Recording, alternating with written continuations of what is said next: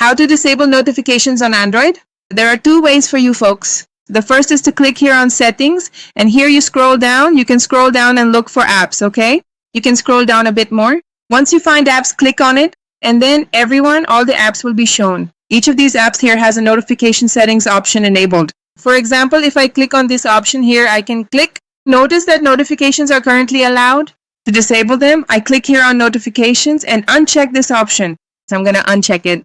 In this case, this Android Cast app can no longer send me notifications. I can go back and do the same with the other apps.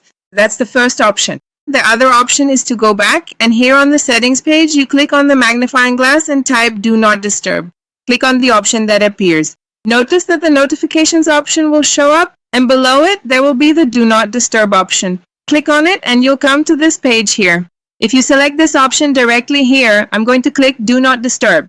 Here you'll be able to set the amount of time you want. For example, 1 hour, I want to not be disturbed for 1 hour. I can click right here and I'll have the Do Not Disturb mode fully activated. But in this case, I won't even be able to receive any incoming calls. So ideally, you should configure it. Notice that below there's the calls and messages option.